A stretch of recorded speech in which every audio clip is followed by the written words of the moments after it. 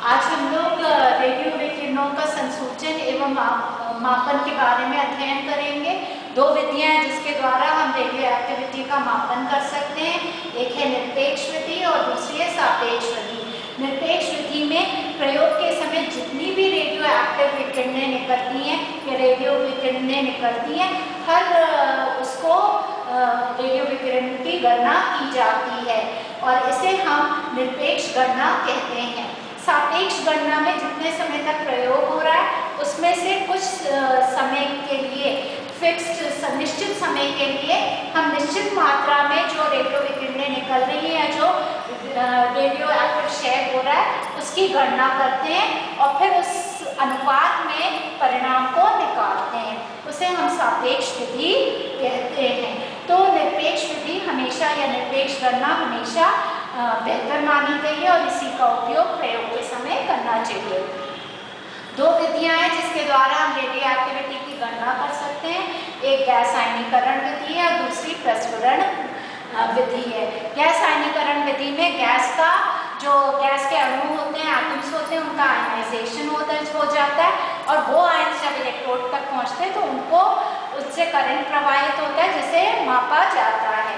तो इलेक्ट्रोस्टैटिक क्षेत्र जो आवेशयुक्त कण का होता है वो एटम्स के इलेक्ट्रॉन्स को पृथक कर देता है जब वो एटम्स से टकराता है और इस प्रक्रिया को हम आयनीकरण प्रक्रिया कहते हैं। रेडियो विकिरणों की आयनीकरण क्षमता अल्फा की सबसे अधिक होती है, उसके बाद बीटा की और गामा की सबसे कम आयनीकरण क्षमता होती है। अतः आयनीकरण विधि द्वारा हम अल्फा और बीटा विकिरणों को डिटेक्ट कर सकते हैं या संसूचित कर सकते हैं, पर ये विधि गामा विकिरणों का संसूचन करने के लिए उपयुक्त नहीं है। आयनीकरण जो है वो जब इलेक्ट्रोड्स के मध्य एक विशिष्ट कक्ष में जो कि गैस से भरा हुआ है उसमें होता है, तो आयन युग्म बनते हैं जो अपने इलेक्ट्रोड की तरफ जाते हैं और जहां पर जाकर वो अपना आवेश दे देते हैं। तो इससे एक करंट प्रवाहित होता है जिसे मापा जाता है। इस प्रकार की प्रक्रिया को हम आयनीकरण मापन विधि कहते हैं। अलग अलग विभवांतर पर अलग अलग इंस्ट्रूमेंट वर्क करते हैं। जब एक निश्चित विभवांतर इलेक्ट्रोड्स के मध्य होता है और कम होता है वो विभवांतर पोटेंशियल डिफरेंस, तो उसमें जो उस क्षेत्र में जो कार्य करते हैं वो आयनाइजेशन चेंबर रीजन कहलाता है या आयनन कक्ष क्षेत्र कहलाता है। यहाँ पे जितने भी रेडियो विकिरणों के द्वारा एटम्स जब गैस के एटम्स से टकराते हैं रेडिएशंस, तो वो गैस के एटम्स का आयनाइजेशन कर देते हैं और वो आयन्स इलेक्ट्रोड्स की तरफ जाकर उनको अपना आवेश दे देते हैं। तो यहाँ पर जितने भी रेडिएशंस निकलेंगे उतनी ही मात्रा में आयन्स बनेंगे। तो ये सरलतम इंस्ट्रूमेंट है। उदाहरण के लिए इलेक्ट्रोस्कोप, ये बैटरी के द्वारा चार्ज किए जाते हैं। आयन पेयर्स जो बनते हैं आयनाइजिंग रेडिएशन से, वो अपने अपने इलेक्ट्रोड की तरफ मूव करते हैं और आवेश देकर उदासीन हो जाते हैं। जितना डिस्चार्ज होता है विभवांतर का वो निर्भर करता है कितने मात्रा में आयन्स बने। तो उससे हम आयन की संख्या निकाल सकते हैं और उन आयन की संख्या से कितनी रेडियो विकिरणें निकली हैं उसका पता लगा सकते हैं। उससे अधिक विभवांतर पर प्रोपोर्शनल काउंटिंग रीजन आता है। इसमें ये अधिक पोटेंशियल डिफरेंस पे इंस्ट्रूमेंट्स काम करते हैं। यहाँ पे जब रेडिएशंस एंटर करते हैं आयनन कक्ष में, तो वो गैस के एटम्स से टकराते हैं और उनको आयन्स में परिवर्तित करते हैं।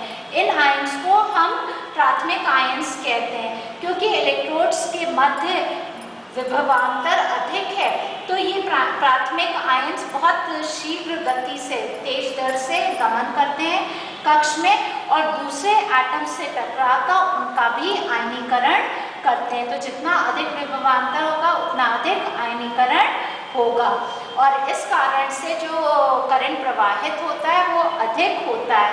इस क्षेत्र में गणना करने का से ये लाभ होता है कि इसमें हम अल्फा विकिरण उत्सर्जित हो रही है रेडियो रेडियोएक्टिव सैंपल द्वारा या बीटा विकिरण या गामा विकिरण, इसको हम ज्ञात कर सकते हैं। इससे और अधिक विभवांतर पर गाइगा-मुller क्षेत्र आता है। यहाँ पर गैस आयनीकरण या गैस एम्प्लीफिकेशन अधिकतम हो चुका है। जो प्राथमिक आयन से प्राथमिक आयन से जो दूसरे आयन्स बनते हैं, उस प्रक्रिया को हम गैस एम्प्लीफिकेशन कहते हैं। तो यहाँ पे गैस एम्प्लीफिकेशन अधिकतम हो चुका है और यहाँ पर जो भी करंट प्रवाहित होता है वो स्थिर होता है। तो यहाँ पे वोल्टेज परिवर्तन से गणना में कोई प्रभाव नहीं पड़ता। कई इंस्ट्रूमेंट्स, गाइगा-मुller इंस्ट्रूमेंट इसी क्षेत्र में कार्य करता है, पर ये जो है अल्फा, बीटा और गामा विकिरणों का पृथक्करण नहीं कर सकता है। इसके अधिक और विभवांतर बढ़ाने पर ट्यूब कंटिन्यूअस डिस्चार्ज में चली जाती है, तो उस क्षेत्र का उपयोग नहीं कर सकते हैं। सरलतम इंस्ट्रूमेंट जो है वो इलेक्ट्रोस्कोप है। इलेक्ट्रोस्कोप में 2 चेम्बर्स होते हैं, ये आयनाइजेशन चेम्बर है और ये इलेक्ट्रोस्कोप चेम्बर है। आयनाइजेशन चेम्बर में गैस भरी होती है और 2 इलेक्ट्रोड्स उपस्थित होते हैं। नीचे वाला इलेक्ट्रोड अर्थ किया गया होता है और ऊपर वाला इलेक्ट्रोड इंसुलेटेड रहता है। ये इंसुलेटेड इलेक्ट्रोड एक मेटल छड़ से जुड़ा होता है, धातु छड़ से जुड़ा होता है, जिसके ऊपर एक पॉइंटर जुड़ा होता है जो स्केल पर मूव करता है। यहाँ पर नीचे वाली जो अर्थ प्लेट है, मेटल प्लेट है, वो उस पर रेडियोएक्टिव सैंपल रखा जाता है। जब इसमें से रेडिएशंस निकलते हैं तो वो गैस के एटम से टकराते हैं और उनसे आयंस उत्पादित करते हैं। ये आयंस जो है विपरीत आवेश वाले इलेक्ट्रोड्स की तरफ गमन करते हैं और अपना आवेश दे देते हैं, जिससे कि वो उदासीन हो जाते हैं। इस कारण से इन इलेक्ट्रोड्स का विभवांतर, इनके मध्य विभवांतर कम होने लगता है, क्योंकि ये बैटरी द्वारा चार्ज होते हैं और फिक्स्ड विभवांतर रहता है। तो जब आयंस अपना आवेश दे देते हैं तो इनके मध्य विभवांतर कम होने लगता है। इस कारण से ये पॉइंटर स्केल पर नीचे गिरने लगता है। जितनी मात्रा में विभवांतर कम हुआ है वो हम स्केल से माप सकते हैं। उससे हमें पता लगता है कि कितने रेडिएशंस इस आयनन कक्ष में उपस्थित हुए हैं या निकले हैं, और उससे हम रेडिएशंस की गणना कर सकते हैं।